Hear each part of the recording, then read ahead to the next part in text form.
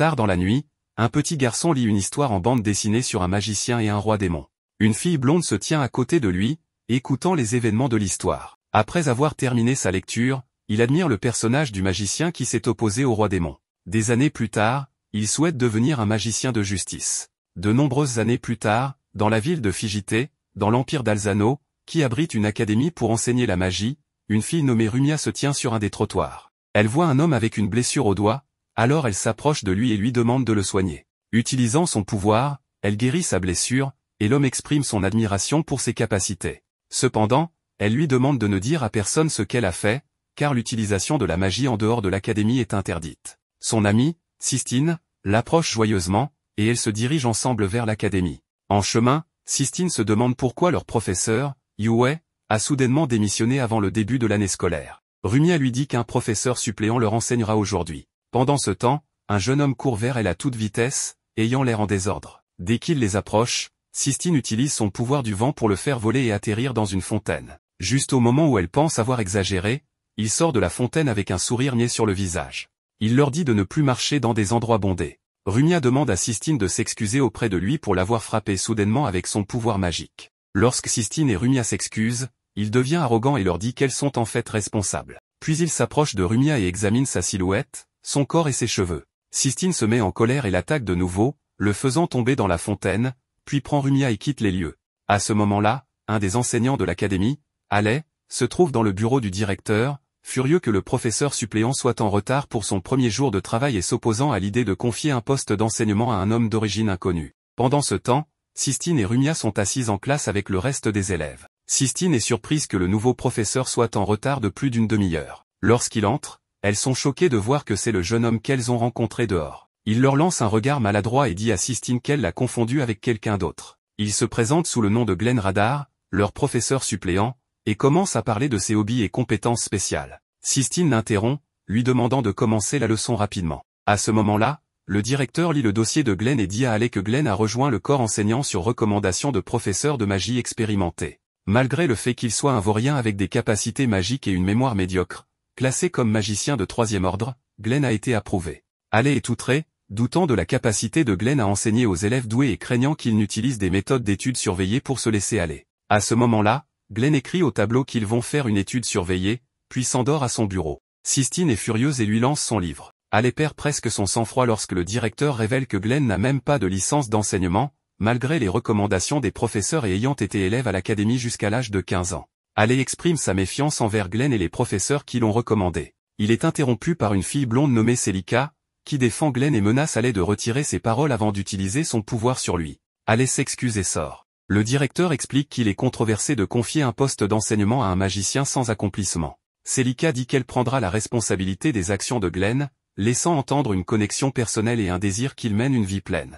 À ce moment-là, Glenn explique la leçon à contre-cœur après que Sistine l'a battu. Les élèves sont étonnés de son inactivité, et Sistine a du mal à lire son écriture illisible, trouvant illogique qu'une personne comme lui leur enseigne. Puis, un des étudiants lui demande de traduire un des sorts qu'il a écrit dans leur langue courante et est surpris lorsqu'il lui répond qu'il ne connaît pas la réponse non plus et lui demande de la chercher. Sistine lui dit que ce qu'il vient de dire est indigne d'un enseignant et que s'il ne connaît pas la réponse, c'est son devoir de la chercher et de la lui apporter au cours suivant. Glenn se demande s'il serait plus rapide pour l'étudiant de chercher la réponse lui-même ou s'il n'a pas appris à chercher dans le dictionnaire. Lorsqu'il entend la cloche sonner, il quitte immédiatement la salle de classe sans finir son discours, laissant les étudiants abasourdis. Après que les étudiants se soient rendus au vestiaire, Sistine se sent très provoquée par le comportement de Glenn, le trouvant non motivé. Rumia lui dit alors qu'il supervisera leur prochain cours au laboratoire d'alchimie. Soudain, Glenn fait irruption dans le vestiaire des filles, pensant que c'est le bureau du directeur. Lorsqu'il se rend compte de l'endroit où il se trouve, il ferme les yeux et tente de justifier rapidement la situation avant que les filles ne le battent,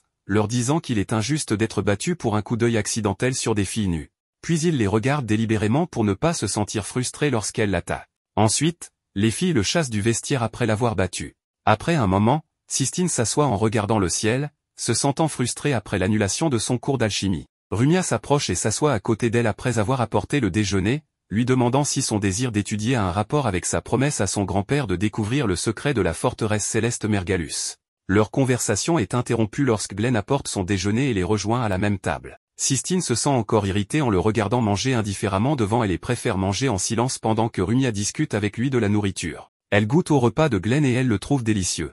Glenn voit le déjeuner de Sistine qui est composé de pâtisseries et il lui fait la morale lui demandant de bien manger. Elle rétorque en disant qu'elle ne mange pas beaucoup pour éviter de dormir comme Glenn. Sistine l'embarrasse devant tout le monde en disant qu'elle ne se gênera pas de manger plus puisque le prochain cours sera avec lui. Glenn lui demande de parler directement si elle veut dire quelque chose.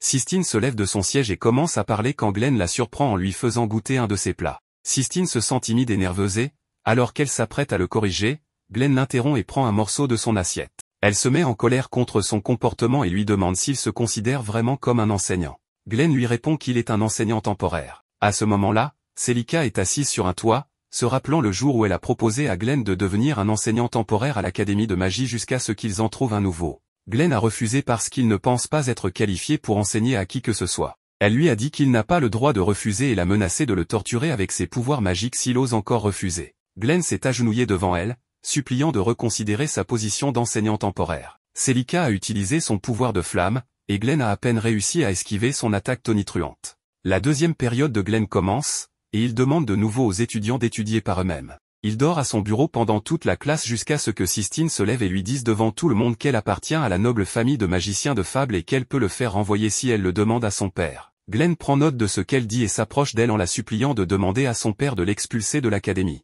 Il est heureux à l'idée de pouvoir démissionner du poste qui lui a été imposé, tandis que Sistine reste abasourdie. Elle enlève son gant et le jette sur lui, annonçant son défi à un duel magique. Rumia est surprise et lui demande de s'excuser auprès de Glenn et de retirer son défi, tandis que le reste des étudiants sont excités. Glenn lui demande ce qu'elle veut, et elle lui répond qu'elle souhaite qu'il améliore son comportement envers eux et qu'il se sente responsable, comme les autres enseignants. Il lui dit que s'il gagne, elle devra satisfaire sa demande, quelle qu'elle soit. En la regardant, Glenn se rappelle une femme qu'il a connue dans le passé et qui avait les mêmes caractéristiques physiques que Sistine. Il ramasse son gant du sol et accepte le défi. Le soir, après les cours, Glenn se tient dans la cour de l'académie face à Sistine, sous les yeux de la classe. Glenn lui explique les règles de leur duel, le seul sortilège autorisé est une onde de choc, et Sistine accepte ses conditions. Les élèves pensent que Glenn prend cela à la légère, mais l'un d'eux leur explique que ce sortilège est universel, pouvant être utilisé dans n'importe quelle situation, et est considéré comme l'un des rudiments primitifs que les magiciens apprennent. Le duel sera décidé par celui qui pourra réduire la récitation du sortilège à une seule ligne et le prononcer rapidement. Sistine se sent un peu nerveuse, mais elle tente de s'encourager à ne pas reculer et à ne pas laisser Glenn faire ce qu'il veut. Elle l'attaque alors avec le sortilège et, à la surprise générale, elle le touche facilement avec l'onde de choc sans que Glenn essaie de l'esquiver, le battant en moins de 5 secondes. Elle se demande si elle a mal compris les règles, mais Glenn se relève et dit qu'il la laissera gagner le premier round puisque c'est un combat en 3 rounds. Lorsqu'il tente de l'attaquer avec la même puissance, Sistine le stupéfie de nouveau avant qu'il ne termine de réciter le sortilège. Glenn revient sur sa parole et annonce que ce sera un combat en 5 rounds. Il tente de la distraire pour gagner du temps afin de réciter le sortilège, mais elle réussit à le stupéfier à nouveau et se demande pourquoi il ne peut pas réciter le sort en une phrase. Glenn lui répond que réduire le sort est une hérésie, niant qu'il dit cela parce qu'il ne peut pas le réduire. Sistine lui dit qu'elle a de toute façon gagné le combat et qu'il doit honorer leur accord. Glenn n'y avoir promis quoi que ce soit, ce qui surprend Sistine et Rumia. Il leur dit alors qu'il la laissera partir et considérera cela comme une victoire serrée, mais qu'elle ne pourra pas le battre la prochaine fois. Il quitte l'arène sous l'étonnement général et la frustration ainsi que la colère de Sistine. Quelques jours plus tard, Sistine exprime son mécontentement envers Glenn pour avoir ignoré leur accord avant leur duel et pour continuer à adopter le même comportement paresseux et démotivé. Lorsqu'une étudiante nommée Lynn s'approche de lui pour lui demander la traduction d'un sortilège, Sistine intervient et demande à Lynn de ne rien lui demander sur la magie, car il ne comprend rien à la grandeur et à la valeur de la magie. Elle propose alors de lui expliquer ce qu'elle ne comprend pas. Glenn, nonchalant, lui demande si la magie est vraiment si précieuse. Sistine se tourne vers lui,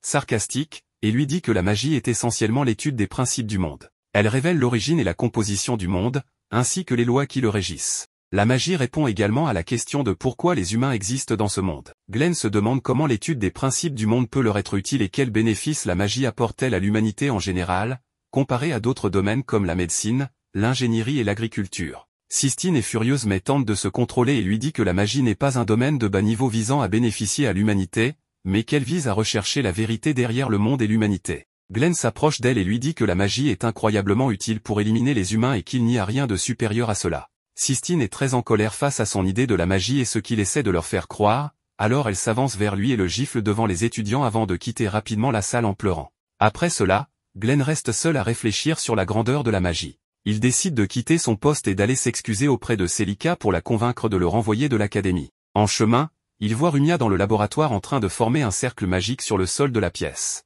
Elle explique qu'elle veut réviser comment créer des cercles magiques, alors il lui dit qu'elle doit utiliser du mercure. Il prend une des fioles et verse le liquide autour du cercle, puis lui demande d'essayer d'activer le cercle sans sortilèges abrégés. Rumia parvient à activer le cercle après que Glenn ait versé le mercure. En la voyant impressionnée par la beauté de la forme du cercle, il lui dit que n'importe qui peut le faire et se rappelle de lui-même quand il était enfant et fasciné par les capacités magiques comme elle. Après avoir quitté le laboratoire, Rumia lui demande s'il a apprécié l'expérience, et il lui répond qu'il déteste la magie. Elle lui demande ce qu'il faisait avant de devenir enseignant à l'académie, et il répond qu'il était juste un perdant et un solitaire, dépendant de Celica depuis l'année dernière. Lorsqu'elle veut en savoir plus sur son passé, il refuse de répondre et change de sujet en lui demandant pourquoi elle s'intéresse à la magie et la prend au sérieux. Elle répond qu'elle veut rendre la magie utile à l'humanité et doit rembourser sa dette envers le sorcier de justice qui l'a sauvé il y a 3 ans lorsque des sorciers maléfiques l'ont capturé et failli lui ôter la vie, l'inspirant à apprendre la magie. Glenn est sur le point de lui poser une question, mais il y renonce et continue son chemin. Avant de se dire au revoir, Rumia lui demande de s'excuser auprès de Sistine pour ce qu'il a dit aujourd'hui, car elle ressent un lien avec son défunt grand-père à travers la magie. Pendant ce temps, Sistine est dans sa chambre à la maison, se sentant triste et se remémorant ses derniers moments avec son grand-père avant sa mort. Il voulait entrer dans le château céleste avant de mourir, et elle a juré de devenir une sorcière et de réaliser ce que son grand-père n'a pas pu accomplir. Le lendemain, tous les étudiants, y compris Sistine, sont surpris lorsque Glenn s'incline devant elle pour s'excuser de ce qu'il a dit hier à propos de la magie, admettant qu'il a exagéré ses propos même s'il déteste toujours la magie. Avant que le cours ne commence, il dit à tous les étudiants qu'ils sont stupides, car il a remarqué qu'il ne connaissait rien à la magie avant de rejoindre l'académie. Un étudiant se moque de Glenn en disant qu'il est un magicien de 3e ordre incapable de maîtriser un sort aussi simple que l'onde de choc. Glenn décide alors de leur expliquer cette capacité et récite le sort devant eux sans abréger les mots, puis l'écrit au tableau et leur demande ce qui se passerait s'il le récitait en 4 parties au lieu de 3. Il leur explique que le sort se tournerait vers la droite et le leur démontre pratiquement en le récitant en 4 parties. À leur grande surprise, l'éclair se détourne effectivement. Glenn continue à expliquer le sort tout en leur montrant pratiquement ce qui se passe lorsqu'on le récite en plusieurs parties et leur dit qu'ils devraient être capables de l'utiliser sous différentes formes pour prétendre l'avoir maîtrisé. Il leur explique que la magie n'est rien d'autre que l'exploration de l'esprit humain et une forme avancée d'autosuggestion. Puis, se tournant vers Sistine, il lui dit qu'il est tombé amoureux d'elle au premier regard, la faisant rougir de honte. Glenn s'adresse ensuite aux étudiants en leur prouvant que les mots ont un effet sur l'esprit d'une manière ou d'une autre. Sistine, furieuse qu'il ait utilisé son exemple, le frappe à la tête avec son livre. Glenn continue ensuite à expliquer le sort et ils sont tous surpris de voir qu'il peut l'activer avec le minimum d'incantation. Il leur explique que la magie reforme leur subconscient selon leurs souhaits grâce aux phrases et que les livres de référence seuls ne les aideraient pas à apprendre la magie correctement. Il leur dit qu'il leur enseignera les bases s'ils veulent devenir de véritables magiciens. Pendant ce temps, Celica est heureuse dans le bureau du directeur après qu'il lui ait dit que Glenn a réussi à s'imposer comme enseignant à l'académie et à rendre sa classe si populaire que d'autres étudiants s'arrêtent dehors pour écouter ses explications, tandis que Haley se sent irritée. Celica leur dit que Glenn est son élève à qui elle a tout appris depuis le début et qu'elle est maintenant fière de lui. Après la fin de la journée scolaire, Glenn reste debout à regarder le ciel et à réfléchir à son avenir en tant qu'enseignant. Ses pensées sont interrompues par Celica, qui exprime sa joie face à son statut de professeur et lui demande de donner un cours supplémentaire à sa classe, car ils ont pris du retard depuis son départ. Rumia et Sistine interrompent leur conversation pour lui poser des questions sur le programme. Glenn est fier de lui et de son statut d'enseignant, mais Sistine lui dit qu'il est la dernière personne à qui elle veut poser des questions. Le soir, après leur retour à la maison, Sistine admet que ses explications étaient impressionnantes, mais qu'il reste un imbécile sur le plan personnel. Rumia lui demande de se souvenir de leur début dans cette maison, quand elles ne s'entendaient pas du tout, mais qu'elles sont maintenant meilleures amies et qu'elle a confiance que Sistine et Glenn finiront par s'entendre. Pendant ce temps, 2 hommes se tiennent dans une ruelle, complotant pour exécuter un plan lié à l'académie. L'un d'eux dit à l'autre qu'il considérera le plan comme un succès lors de la réunion de l'académie le lendemain. Le lendemain, Glenn court aussi vite qu'il le peut en direction de l'académie en raison de son retard habituel, mais est surpris en arrivant de trouver l'académie vide d'étudiants et de professeurs. Lorsqu'il remarque quelqu'un dans les allées, il lui demande de sortir. Cette personne exprime son admiration pour l'intelligence de Glenn malgré son statut de magicien de 3e ordre. Lorsque Glenn lui demande qui il est, l'homme lui répond qu'il n'a pas besoin de lui dire qui il est, car il va le tuer et l'emporter dans l'au-delà, l'attaquant avec son pouvoir magique. Pendant ce temps, les étudiants attendent l'arrivée de Glenn dans la salle de classe. Sistine pense à la récente montée en popularité de Glenn à l'académie, mais ils sont surpris lorsque 2 hommes mystérieux entrent dans la salle de classe et leur disent qu'ils sont venus à la place de Glenn, car il est occupé. Sistine leur dit que les étrangers ne sont pas autorisés dans les salles de classe de l'académie. L'individu utilise une capacité magique à son égard, non pour la blesser mais pour la faire taire. Sistine est surprise qu'il utilise une magie de niveau militaire. Il leur annonce qu'il cherche Rumia, et Rumia, terrifiée, reste silencieuse. L'individu mystérieux se promène parmi les étudiants et leur demande où se trouve Rumia. Sistine l'interrompt et lui demande ce qu'il compte faire avec Rumia. Il la qualifie de bavarder, alors qu'il s'apprête à l'attaquer de nouveau, Rumia se révèle. Il s'approche d'elle et déclare qu'il est sur le point de jouer à un jeu où il éliminera des personnes au hasard jusqu'à ce qu'elles se manifestent. Lorsqu'il lui demande de les suivre, Sistine tente de l'en empêcher, mais Rumia lui dit qu'elle est sûre que Glenn viendra les sauver. Il leur répond qu'ils se sont déjà débarrassés de lui plus tôt. Elle demande ce qu'ils veulent d'elle et il lui dit qu'elle ne devrait pas être en vie, l'appelant par son vrai nom, Erumiana. L'un des intrus emmène Sistine et la ligote dans un laboratoire, ayant l'intention de la malmener avant de lui faire du mal. Elle lui dit qu'elle est la fille d'une famille noble, alors il s'approche d'elle et attrape ses mains liées. Elle tente de faire preuve de courage, mais dès qu'il commence à lui enlever ses vêtements, elle le supplie d'arrêter. Ils sont surpris lorsque Glenn entre dans le laboratoire. En voyant la situation, il fait semblant d'être idiot et s'excuse d'avoir interrompu. Alors qu'il s'apprête à partir, Sistine lui demande de la sauver. Glenn revient vers eux, s'approche et dit à l'agresseur que ce qu'il fait est un crime en soi. L'agresseur pointe son doigt vers Glenn avec l'intention de l'attaquer. Sistine lui dit de s'enfuir et de l'oublier, mais l'agresseur rétorque qu'il est trop tard et lance un sort d'explosion pour l'attaquer. Il est surpris que cela ne l'affecte pas, répète son attaque plusieurs fois, puis Glenn sort de sa poche un parchemin appelé l'arcane du fou, permettant à Glenn de neutraliser tout effet magique dans la zone environnante. Cependant, il réalise qu'il ne pourra pas utiliser la magie non plus. L'agresseur se demande s'il peut se battre sans ses capacités magiques. Glenn s'approche de lui et le frappe violemment. L'agresseur se précipite pour l'attaquer, mais Glenn le tabasse jusqu'à ce qu'il tombe à terre, incapable de bouger. Sistine est surprise. L'agresseur demande à Glenn s'il a également vaincu son collègue Karel, et Glenn lui répond qu'il l'a attaché nu en plein milieu de la ville. L'intrus est surpris qu'une personne comme lui puisse les vaincre simplement avec un combat au poing, sans utiliser de magie. Glenn lui dit qu'il pourrait l'éliminer avec une magie légendaire s'il déteste perdre sans magie. Il saute vers lui et fait semblant de le frapper avec un poing magique, mais le fait voltiger en l'air avec un coup de pied. Il dit à Sistine que la tromperie est ce qui rend son poing magique.